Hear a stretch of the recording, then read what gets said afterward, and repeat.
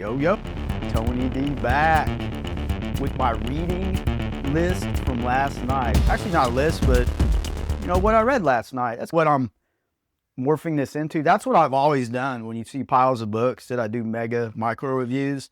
It's really stuff I've read at night. So right now, like just whatever I read at night, I'm just going to go ahead and film.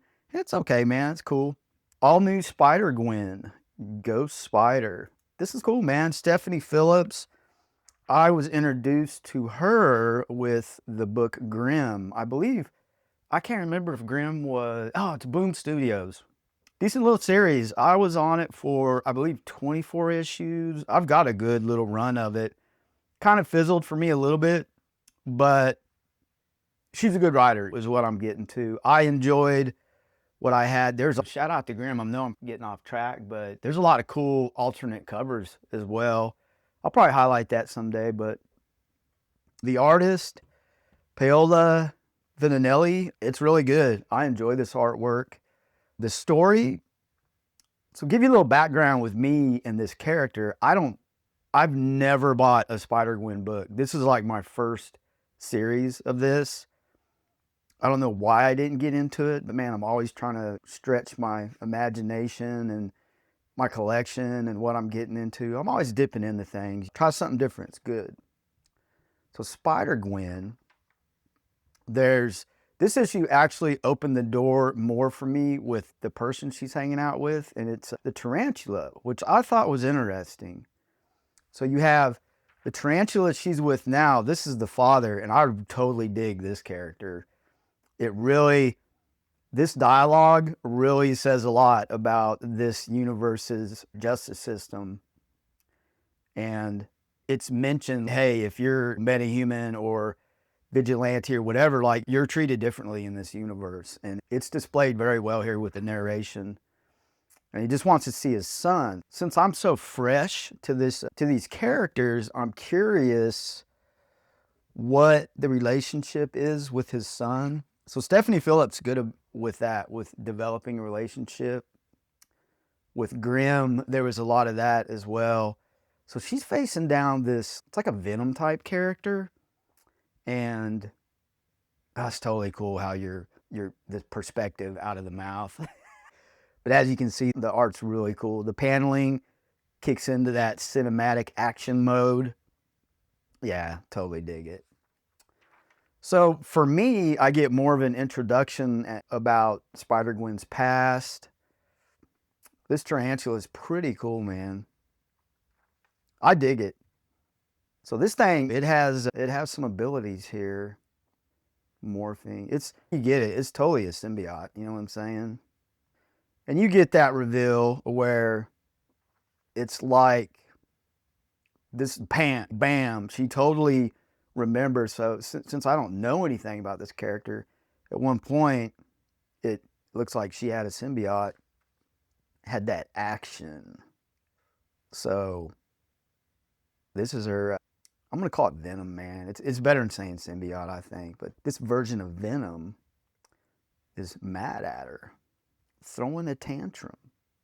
But I think there's more. Like I have this feeling that there's more to this than just a pissed off symbiote. So anti-Venom comes in and saves the day. And actually pulls, not sure, you're really not told who that is. I'm not sure who that is. It could just be anybody. But I thought that was interesting. And it jumps on to, so this symbiote, man, it's like, it immediately jumps on the tarantula. So I don't know if this is like a key issue. You know how they do Venom, and they overdo it, man, like big time, where, oh, here's the new Venom, here's the new symbiote, here's the new key issue, first appearance of tarantula Venom. It's overdone. The originality is just sucked dry from that whole genre. But I'm enjoying this story here. I'll stay on board, man. Keep going. I thought, and I'll be honest, I thought there was something a little bit more than like a Venom type creature, but man, you can roll with it. It's cool, man. The Maxx, totally getting into this to bring you up to speed. I know nothing about this comic. I've never read it. First reading, The problem I have is that I watched Liquid TV, which was a thing MTV did that had animation, and they had the Maxx on there, and it was fantastic. It was, I'd go over to a buddy's house and we would watch it. And so now I have that stuck in my head where I really don't want that in my head. I wish this was just like a raw reading without that influence, but I'll deal with it. I'm doing the best I can do to come in with a clean slate.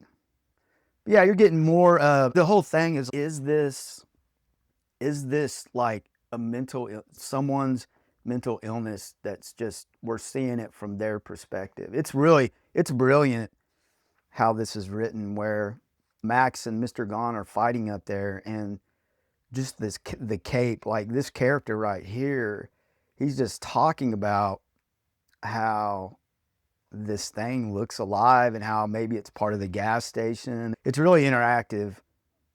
And then you get this panel here. Sam Kieth is just such a dynamic artist. Now, I am familiar with Sam Kieth. You know what I mean? Like, how can you not be? But it's not just the art. Dude, it's this whole story. Just, what are we really, you're not sure what perspective you're in. You know what I mean? Is it, because everyone around the Maxx, they act like he's just a homeless dude. Like, they're not really reacting to what he looks like. You know what I mean? But Julie has mentioned that he's purple and yellow. So she recognized the colors, which is really odd. So yeah, man, it's a mind trip, but it's worth it. And Mr. Gone truly is evil. And we'll get to that. Like, that's on display in this issue as well. But you do get a definition of the ises, like in the Outback, which is like I don't know, it's like a mindscape. The ises are white, and I don't think they're harmful in the Outback, but when they're brought into this world, is what Mr. Gone is explaining. Like, they can get you, like and whatever you dress them up as is how people see them. So there is this mystical element. So yeah, you have all those things. So it's like you can't pinpoint the perspective. You have like metaphysical, like magic, mental illness. Yeah, it is such a trip to grasp onto a perspective. And I keep going back and forth with stuff, like trying to figure it out. It's brilliant. So you get to where this was really on display in Liquid TV. Like, I remember seeing that shot, like him within the bathroom. But he's telling you about himself. So this is it's putting him on display, so to say. And he's talking to Julie, and he's captured her, and she's letting him have it. You're just a pathetic this and that, and he disagrees with it. And when you do things like that, you shut that down. When you give someone the opposite of what they're laying out on you, and he just says, yeah, man, I'm fat, I've got hair growing where it should. It's a very strange villain. Love this paneling where it is mindscape paneling. This, like a micro review, you just can't do it justice, but that's really where I'm at. It's just a fantastic ride. You're grasping for perspective. Sometimes maybe you don't have to figure everything out.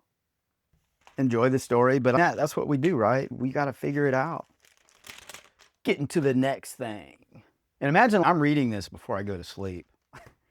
Exquisite Corpses. This one's delivering. This is a tournament of killers, and it does not disappoint. You get into more, it's not really deep. It's Tynion, man. Like, he can be very deep, but this is more of just an unapologetic tournament of killers, and the people that are running this whole mysterious tournament in a real town, they're like the 13 original colonies. They pick their combatants, and the winner gets control. So you get more, it's like highlight issues. This is one of them. And some of these combatants are like engaging with the townspeople. Like, he's engaging with that kid. And the combatant is really not on on target with what he should be doing. They're pretty brutal, man. And there's one that we were introduced in the very beginning. It's like a soldier. We saw him once. He seems to me to be the one that's going to win as we get towards the end. This is really good artwork. I love that. So keep in mind, it's a tournament. It's unapologetic. It's gruesome, and it's fun. So you have, at the end here, you have your tournament bracket. So it's pretty cool, man. I'm enjoying it, man. Sometimes you just got to have something to enjoy. And it's action, brutality. It's right up there. But it is different for a Tynion. Like right now, I'm reading World Tree, and that's a flip-flop, like totally different style. So he's a very versatile author. Totally recommend him. Boom, man, I really enjoyed this, dude. Legends of the Dark Knight, I'm going to collect this whole thing. I have a big chunk of it, but each little story never disappoints, man. Even the ones that I just consider underrated, but the colors in here are fantastic. I thought the artwork was really good, really gritty. You know, given that reflection of Gotham, you know, that street level Batman style. Check it out. It's really cool. So Paul Galassi is the penciler. And Doug Moench, man, I totally dig his writing style. And this is on point. This is the beginning of Prey. And you have Hugo Strange. I'm not super familiar with Hugo Strange, but just to give you a quick rundown of this issue, seems like some very beginnings. Like I'll throw it up like his first appearance, but for a villain, like this issue, he's puzzling out, he's profiling Batman, like who it could be.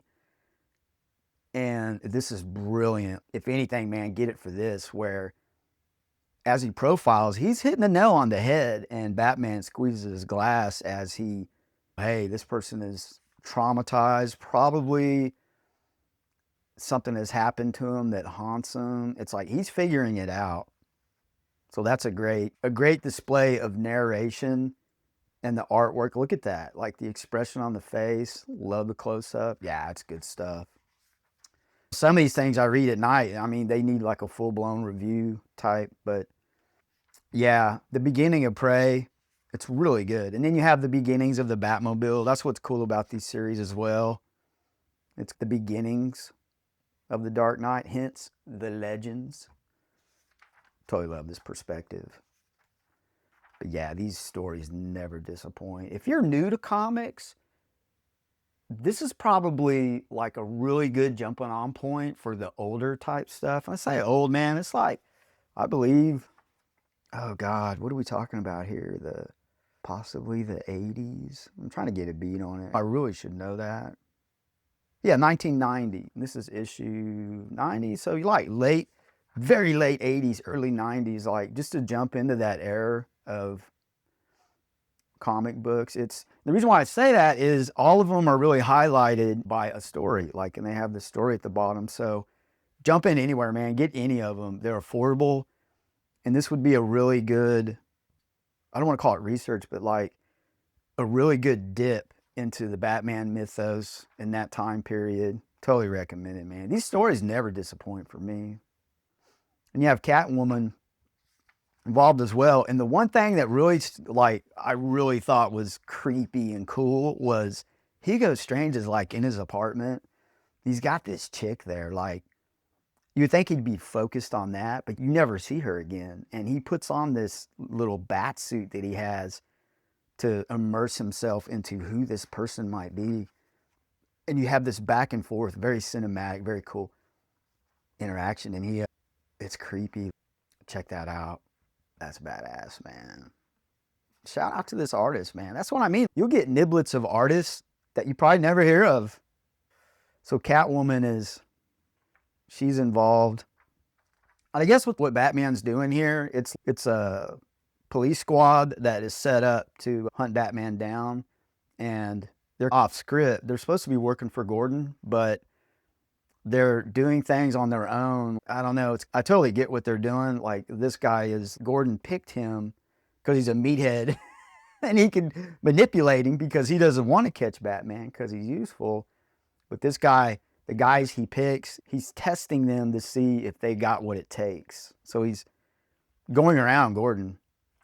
But yeah, this is it right here where Hugo Strange is just really, this is just brilliant, just going back and forth, and the way he's immersing himself with the costume. Yeah, and like right there, he's totally profiling him, and he's on point. That's what's really cool about it. So I think there's 4 more issues, man. I have them lined up. I can't wait. Like I said, man, jump on this Dark Knight if you're new. Most comic shops, man, you'll find these books. Like, they're out there. Like, it's easy. But the coup de grace, Absolute Batman. I do have the A cover. Went ahead and bought the B cover because I was speculating. I was like, is this the Batmobile? The Absolute Batmobile. Had to have it. Black and white. Dragato is awesome. Daniel Warren Johnson is in the house, people. And he delivers. Totally love how they put the A cover there, man. Shout out to DC for doing that. I think it's cool. So Daniel Warren Johnson delivers a banger. You get a lot of emotional connection here with his father. It's really about doing the right thing. You know, what truly is a hero and what truly is the right thing to do. And he gets that from his father, which is on display in this issue. And Batman is, I'm not quite sure. This is probably early part of his incarnation. I thought we were going to see more stuff about Arc M, but it seems like Arc M is just being built. But this still did not disappoint. That was the expectation going in. But you run into these racist jerks, man. And Batman ain't having it. And he's getting involved in what they're doing. And this is very important where they get the drop on him early in his career, man. We'll let that slide. I believe it's a priest, like, jumps on him, man. He's a stop. But this is very important. Also, you're like, is this the absolute Professor Pig? You just can't help but have that in your mind. You know what I'm saying? But Batman's recovering. The priest is helping him. And this is the dialogue that you're really getting the shaping of the morals of the absolute Batman, where it's been instilled by his father, but he's getting lost in the violence. You can tell where he's a punch first type dude. It's easy to snuff something out with violence than to think it out. It's like, that's a quick reaction is violence, but to actually meditate on your morals and how that's going to affect you in the future is really what I got out of this story, where what you do now will affect you somehow in the future, and it's inside of you. Probably getting deep, but that's what I pulled from it. Man, Daniel Warren Johnson, that's a potty mouth panel. When I saw that, I was like, holy shit. Man, he's such a great artist. Here it is, man. Total action. Like, his action sequences are like so over the top, you can't help but like just be sucked into that world. Boom. So he's dealing with racists, man, and he's taking care of them. So here's where that was important. What a brilliant narrative that Johnson sets up for us, where the same thing, Batman is delivering that violence like that, and the priest like covers this guy, like just like he covered Batman in the beginning. And you have to look inside of you. How's this going to affect Batman going forward? Like, he can kill that dude, but that's going to affect your insides. Your moral compass is important, and that's what this priest represents to me. And his father is like, memories of his father and this priest are really forming a moral compass, so to say. It's really brilliant. This issue is special to me because it's not just a filler issue. Like, a lot of annuals like nowadays get that way, but this is pretty deep. And you see how he's, hey, this is my way, but it's like he's still developing that moral compass. Like, it's hard to say that, like, with a Batman this brutal, but it has to be in there. We just know, and this is really cool, man. Like, he takes this. Hopefully we see this more. I would love to see that as some kind of battle wagon for Batman instead of just some dump truck. Look at that. That's insane. Daniel Warren Johnson. Yeah, like, even if you're not into the deep stuff, man, I get it. You don't have to, like, read comics because of that. Just the action. So we are left where, this is what I'm talking about, where the priest is still helping the wounded of the evil. And Batman just, it's just the little bit of words you get here are so profound. And he just asks him why. He's like, you have your way and I have mine. It's such a brilliant narration where Batman is like, I love how Daniel Warren Johnson ties things together. This is my way. And then you get this parallel tied like right there. You have your way and I have mine. And he's showing compassion, which you got to have some of that. And then here's the flashbacks to his father. Like, his father would not want him to be just brutality, vengeance. So this is the moment. In his memory, his father's, I know you deep down, your strong, compassionate heart. And then he looks down at his hands. So Batman has this moment, like, it's there. Brilliant. That's such a good shot, man. Like, for some reason, man, I totally want to see. And it's Caterpillar, man. It reminds me of those big off topic, like the Tonka toys. It would be cool if somebody's into that, like transforming toys and stuff. Get like a Tonka toy and transform it into the absolute Batmobile. Like, I might try that, man. See if I can find something. That'd be a cool little project. But you're introduced to another story here. This was not bad. James Warren, writer and artist. It's a good showcase for this. It's creative. So you're really like, if you remember Black Mask from the beginning, this is really, it seems like a story revolving around them. I totally dig the cape, man. The cape is so versatile. These artists are so creative. Think about that, just the cape. All the things you can do, it's fantastic. But yeah, this one delves into, it could be a deep story. But a follow-up, Daniel Warren Johnson, man, that's crazy. But this one, like, I was into it. It's really this character. You don't see Batman much, but you have this, suck holy flame. That's funny. There's like this character right here, there's like a struggle he's having with what they're doing. That's crazy. This one was humorous to me. When you go from that Daniel Warren Johnson thing and you go to this, it's like you're looking for that deep. I don't know, man. It turns into fun. So I guess it pulls you into fun land. But yeah, I'm just going to leave it at that. That's a fun little story. Yeah, man. Shout out to the Absolute Batman Annual 1. It's a success. It gives me hope on annuals. Like, I quit buying annuals because, man, they just started sucking. But who knows, man? What I read last night, boom. Get it.